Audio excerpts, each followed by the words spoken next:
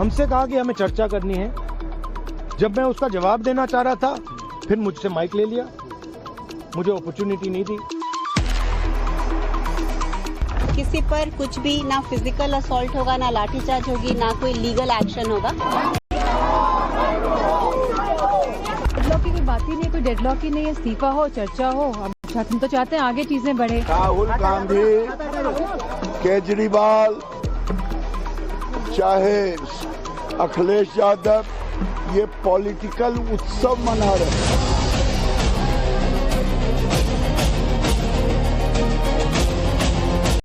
सरकार ने इस मुद्दे पर, इस पॉइंट पर जवाब देने के लिए कल दोपहर तक का समय मांगा है। अन्ना पार्ट 2, 12 साल अन्ना खामोश हो गए, अब वांगचुक साहब खामोश रहे। कॉकरोच पार्टी ने नाम ही ऐसा चुना है कि ना भला करेंगे ना भला करने देंगे।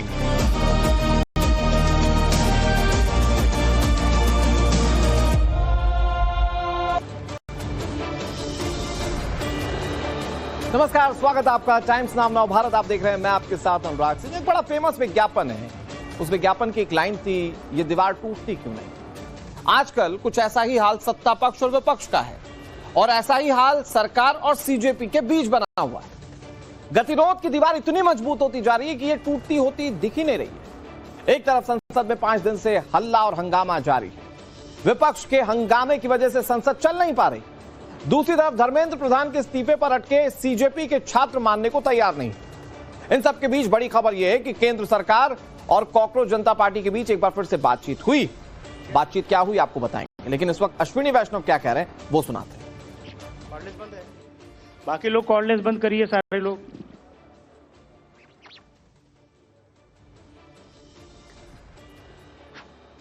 ये ठीक है, यहाँ पे स्क्रीन भी। साथियों नमस्ते। आज माननीय प्रधानमंत्री श्री नरेंद्र मोदी जी ने कैबिनेट में 2 बहुत बड़े फैसलों को अनुमति दी है। पहला है आंध्रा और कर्नाटक को जोड़ने वाले बहुत एक इम्पॉर्टेंट इकोनॉमिक कॉरिडोर में रेलवे की 3rd और 4th लाइन, और दूसरा है केमिकल सेक्टर को एक टोटली नए तरीके से भारत में डेवलप करने के लिए एक नई स्कीम की घोषणा हुई, आज अप्रूव हुई है। और केमिकल भी सेमीकंडक्टर की तरह एक फाउंडेशनल इकोनॉमी है, फाउंडेशनल इंडस्ट्री है, इसलिए बहुत इंपॉर्टेंट था इस इंडस्ट्री के लिए एक नए तरीके से सोचना। मैं दोनों स्कीम्स पे, दोनों पॉइंट्स पे आता हूँ। पहला प्रोजेक्ट है जो कि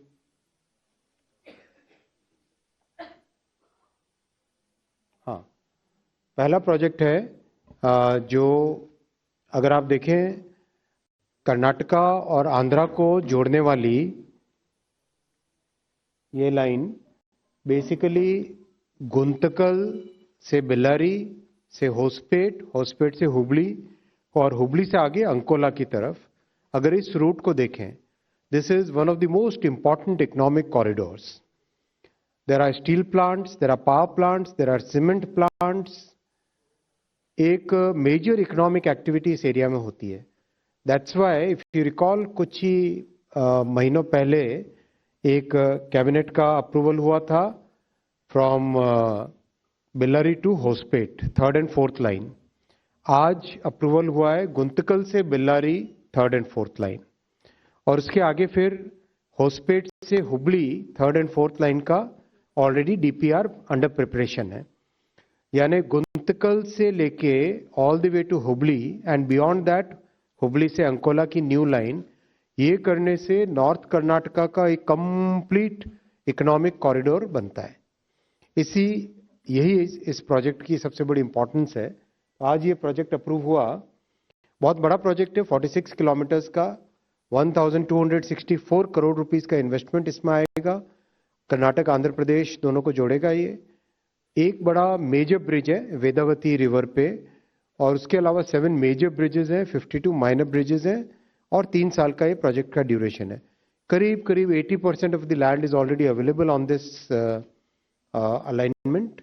बाकी 20% लैंड अक्वायर करनी पड़ेगी, तो प्रोजेक्ट काफी तेजी से हो जाएगा। लॉन्ग लीड आइटम केवल वेदवती रिवर पे ब्रिज है, मेगा ब्रिज है, बाकी सारे के सारे आइटम्स इसमें बहुत स्पीड से हो जाएंगे।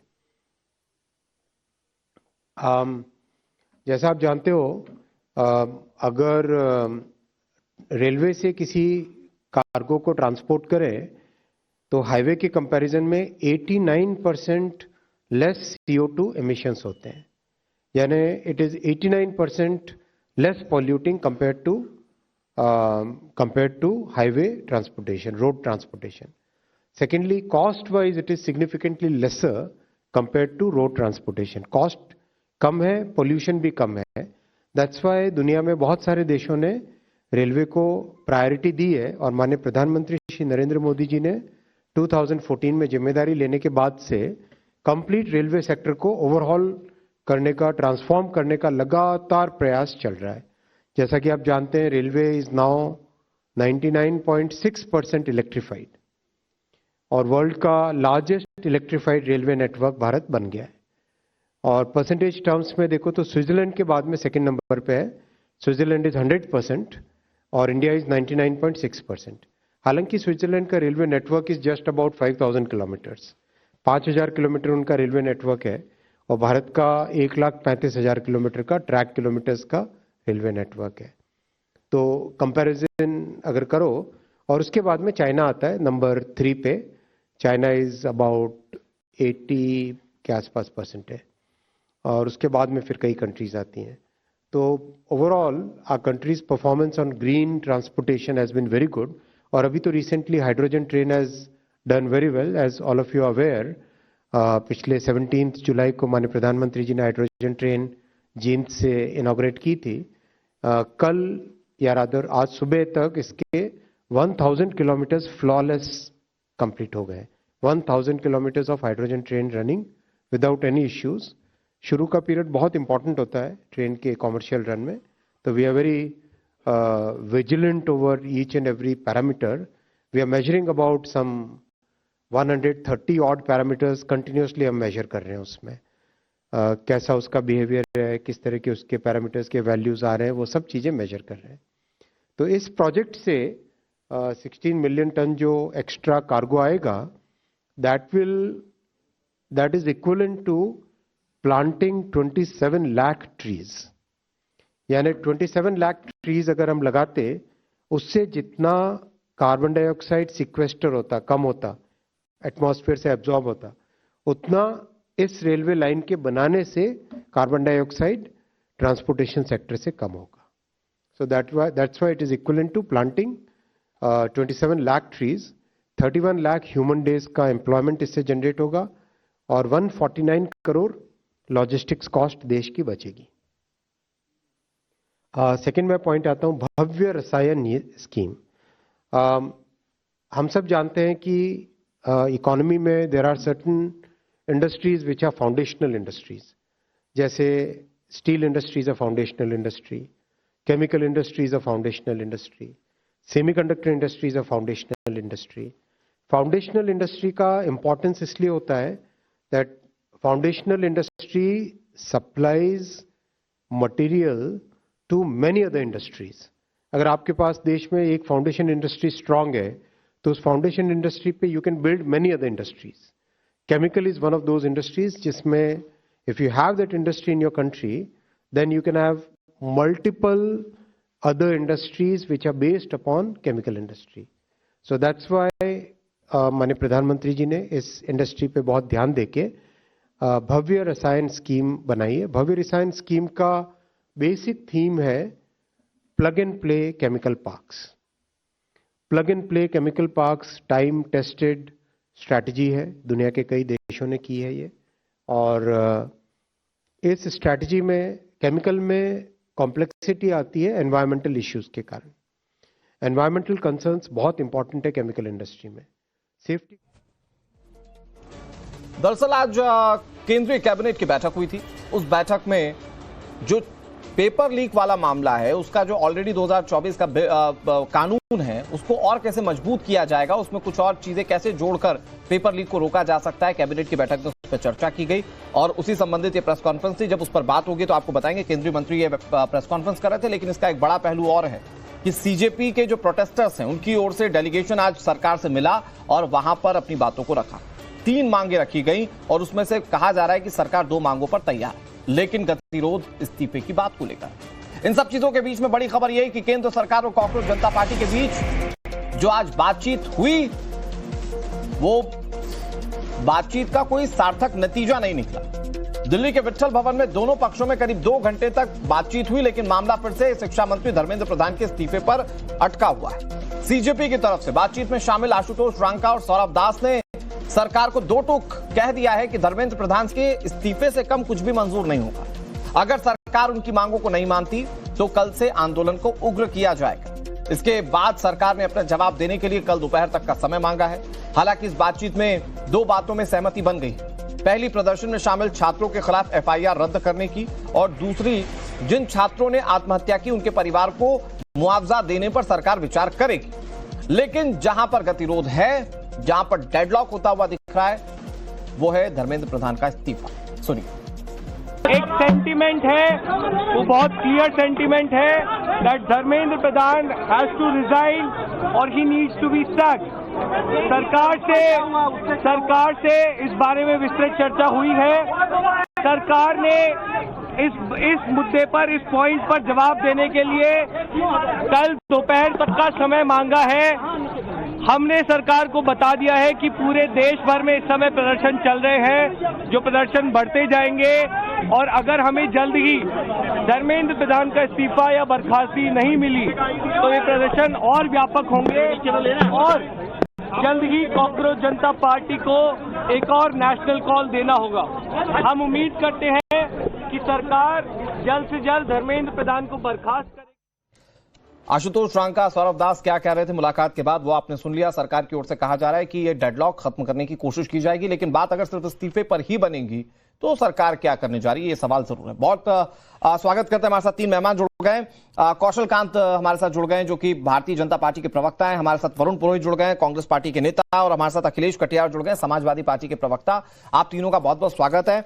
कौशल कांत जी, धरना प्रदर्शन खत्म करना है, छात्र वापस जाकर पढ़ाई करें, ये भी आपको सुनिश्चित करना है, और छात्रों का भविष्य भी आपको पूरी तरह से सिक्योर रखना है। ये आपकी जिम्मेदारियां हैं, और उन जिम्मेदारियों में एक जिम्मेदारी संसद चलाने की भी है। लेकिन डेडलॉक तो इस्तीफे की मांग पर है ना। सरकार कल तक जो दोपहर का समय मांग रही है, उसमें किस तरह की चर्चा होगी, किस तरह से मनाएंगे आप छात्रों को और सीजेपी को?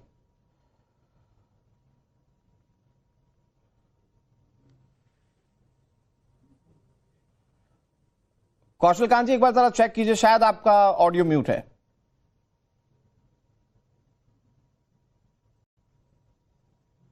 हाँ जी, अनुराग जी, अभी आवाज आई। मैं ये कह रहा हूं कि अनुराग जी, अगर देखिए तो जिस तरीके से सोनम वांगचुक जी ने अपनी स्ट्राइक खत्म कर दी, जिस तरीके से कल के बाद आज सीजेपी के कार्यकर्ताओं के साथ जो उनके रिप्रेजेंटेटिव के साथ उनके साथ 2 घंटे की वार्ता हुई, उसके बाद अगर देखा जाए तो सोनम वांगचुक जी की सारी मांगें पूरी हो गई। इनकी 3 मांगें थी, 3 मांगों में से 2 मांगें पूरी हो गई। दोनों तरफ पॉजिटिविटी है। स्टूडेंट्स हैं, वो अपनी डिमांड रख रहे हैं, सरकार ने समय मांगा है, तो मुझे लगता है कि चीजें ठीक होंगी। उनको भी सोचने का समय मिलेगा और सरकार को भी सोचने का समय मिलेगा, और जो डिसीजन होगा कल फिर मीटिंग होगी, सबके सामने होगा। मुझे लगता है कि छात्रों के साथ बात बन गई है। छात्र अब हमारे साथ हैं, देश के साथ है। बात यहां पर आती है कि जो राजनीतिक दल उनके कंधे पे बंदूक रख के राजनीति कर रहे हैं, उनकी राजनीति सड़क से खत्म हो रही है और संसद में वो चर्चा करना नहीं चाहते हैं। ये बात सही है कि सरकार की जिम्मेदारी है सदन का चलना, पर सरकार अकेले सदन में बैठ करके क्या करेगी जो विपक्ष वाले बैठेंगे ही नहीं। हम तो सिर्फ रिक्वेस्ट कर सकते हैं ना, बात करने के लिए, डिमांड के लिए। कांग्रेस पार्टी या समाजवादी पार्टी सिर्फ मुद्दा जीवित रखने के लिए इस आंदोलन को और भड़काने की कोशिश में, ऐसी बात है। अनुराग जी, इसमें कहने की क्या बात है? क्या आपको नहीं पता? क्या हमारे दोनों साथियों को नहीं पता? वो ये चाहते हैं कि ये मुद्दा जल्दी सॉल्व ना हो। नहीं, वो ये चाहते हैं, वो कह रहे हैं कि छात्रों के बारे में इनसे ज्यादा कोई सोच ही नहीं रहा है। नहीं, वो कुछ भी कह सकते हैं, हम उस पर सवाल नहीं उठा सकते। राजनीतिक दल है, अपनी अपनी बात कह रहे हैं, पर जो नजर आ रहा है, एक लाइन में बताइए सर। अनुराग जी, 10 सेकंड और दे दीजिए, 10 सेकंड और दे दीजिए। ओफो, इतना बोलने के बाद भी आप लोगों का 10 सेकंड नहीं खत्म होता है। जल्दी। ठीक है, आप पहले उनसे बुला लिए, बाद में बोल दूंगा। नहीं, मैं एक छोटी सी चीज पूछ रहा हूं, मुझे तो बताइए, आप क्लियर इस्तीफे पर विचार हो रहा है कि नहीं, बस इतनी बात, क्योंकि वो कह रहे बिना इस्तीफे के बात नहीं बनेगी। देखिए जो दोनों मंत्री हमारे गए थे, नड्डा जी और जितेंद्र सिंह जी, उन्होंने कहा है कि हम उस पर विचार करेंगे, तो इसका मतलब कुछ ना कुछ सरकार सोच रही है। ठीक है, अब उसमें क्या सोच रही है वो मेरे पास उसकी कोई इन्फॉर्मेशन नहीं। कौशल कांत जी, आपने मुद्दे पर बात की, 10 सेकंड अब दे दीजिए, अब दिया था तो। मैं सिर्फ ये कहना चाहता हूं, जिस तरीके से मोदी जी सिस्टम को पूरी तरह से ठीक करने की कोशिश कर रहे हैं, जिस तरीके से उन्होंने सेक्रेटरीज को हटा दिया, जिस तरीके से कानून को रिवैम्प कर रहे हैं, 2024 के पहले तो नकल विरोधी कोई कानून ही नहीं था ना राष्ट्रीय लेवल पे, और उस कानून को दोबारा कड़ा करने की कोशिश की जा रही है। सब लोगों के अगेंस्ट एफआईआर हो गई है, उनके ये विपक्ष चाहता ही नहीं है कि छात्रों का भला हो। विपक्ष चाहता है मुद्दा इसी तरीके से भड़कता रहे, छात्र सड़क पर रहे, ताकि विपक्ष को मुद्दा मिला रहे, ना संसद चले ना कंस्ट्रक्टिव बातचीत हो। ये विपक्ष की कोशिश है जो बीजेपी कह रही है। अनुराग सिंह जी, बीजेपी तो 12 साल से क्या क्या देरी देख रहा है ना पूरा देश, थाली कटोरे बजवा रहे हैं हर जगह बच्चों से। आप मुझे बताइए, मैंने पहले भी प्रश्न उठाया, आप में ना तो इनमें गहराई है, ना राजनीतिक सूझबूझ है, ना प्रशासन चलाने की कुछ अकल है। 1-1.5 महीना हो गया इस आंदोलन को होते, बच्चों की आत्महत्याएं हो गई नीट परीक्षा में, सिर्फ समझ नहीं आ रहा था, बच्चे सड़कों पे आ गए, आंदोलन हो गया। जब समझ में आ रहा है, जब वांगचुक से भी बात कर रहे हो, बच्चों से भी बात कर रहे हो, मुआवजा अभी तक आपसे दिया नहीं जा रहा। अरे जिस दिन हुआ उसी दिन बात कर लेते, 3 दिन पहले। आपकी सूझबूझ की आपका अभाव है। किसान आंदोलन हुआ, साल भर चला, 750 किसान जाने कितने शहीद हो गए, जब जाके अचानक डर लगा तो रोल बैक कर गए, यूजीसी रूल्स आए, पता नहीं क्या क्या आए। फिर उसके बाद में मतलब किस तरह से देश को प्रताड़ित कर रहे हो मानसिक रूप से, आर्थिक रूप से, और समझ कुछ है नहीं, खाली बेचना, पूंजीवाद के अलावा कुछ सूझता नहीं। आपको बच्चों से बात करने की पहले विपक्ष ऐसा कर रहा है। विपक्ष मैं एक चीज पूछना चाह रहा हूं, आप बड़ा सुलझा हुआ प्रवक्ता, अखिलेश भाई के पास भी जाना है, मेरे पास वक्त बहुत लिमिटेड है, इसलिए मैं थोड़ा जल्दबाजी कर रहा हूं। वरुण पुरोहित जी, ये बताइए कि जब ये जो सीजेपी वाले लोग जो हैं ये प्रदर्शन पर बैठे थे, तो कितने कांग्रेस के नेता जाके मिल लिए थे? ये तो जब भीड़ आ गई तब न गए आप लोग? नहीं, कांग्रेस तो आपको ध्यान होगा, एनएसयूआई यूथ कांग्रेस तो 2 महीने से आंदोलन कर रही है, सीजेपी से पहले से ही कर रहा था। ये सीजेपी वाले आंदोलन से आप मिले हुए नहीं थे? नहीं, तो कहां मिले हुए, कोई मिला हुआ नहीं, सब अपने अपनी बात रख रहे हैं। विपक्ष के नेता भी गए, और भी गए, एक्टिविस्ट भी गए, बच्चों के साथ क्यों नहीं जाएंगे? सब जाएंगे, सब खड़ा है, पूरा देश खड़ा है। आप नहीं खड़े हो बच्चों के साथ जो अत्याचार हो रहा है, किस कदर बच्चों को मारा है इन्होंने, वो एक्सेप्ट करेगा इस चीज को? उस पर एक शब्द नहीं बोल रहे। आपको ये जरूरत क्या थी? मैं कह रहा हूँ, एक मैंने आज भी आप क्या वार्ता कर रहे हो धर्मेंद्र प्रधान से? क्या आपका प्रेम है? कोई गालमेल है उसके साथ? क्या कुछ है? एक आपका एक नेता इस्तीफा ले लेते, विभाग ही चेंज कर देते, पहले ही कर देते, ये लफड़ा ही नहीं फंसता। विपक्ष ऐसा कर रहा है, विपक्ष ऐसा कर रहा है, खुद से सरकार नहीं चलाई जा रही। ऐसी निकम्मी निर्लज्ज सरकार मैंने तो लेकिन कानून तो आपको भी बड़ा और कड़ा चाहिए ना इस पर, जिससे कि नकल रुके। तो वो तो तब होगा ना जब संसद चलेगी, और संसद आप लोग चलने का दे रहे हैं। मैं बहुत जल्दी से अखिलेश भाई आपके पास आ जाता हूं, क्योंकि ये तो एक मुद्दे हैं जिस पर सरकार के अपने पक्ष हैं, विपक्ष अपनी बात कह रहा है, लेकिन इन सब चीजों के बीच में समाजवादी पार्टी के नेता कह रहे नेपाल बन जाएगा देश। रविदास मेहरोत्रा के बयान का जिक्र कर रहा हूं मैं सर।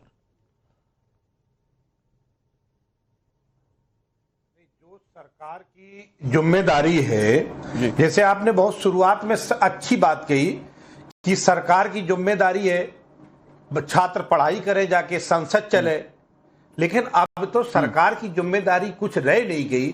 सरकार कहती है कि जो मर्जी हो, ज्ञानादेश के साथ मिलकर हम चुनाव जीत लेंगे, तुम्हारी क्या जरूरत है? साल भर बैठे रहे किसान या 2 साल बैठे रहे अनशन पे। कोई एक अग्रवाल साहब गंगा क्लीन के अभियान में उनका जीवन समाप्त हो गया, और कहते थे मोदी जी कि हमें गंगा मां ने बुलाया है और गंगा साफ करना है। और अग्रवाल साहब इतने बड़े विद्वान व्यक्ति थे, उनका अनशन करते करते जीवन चला गया।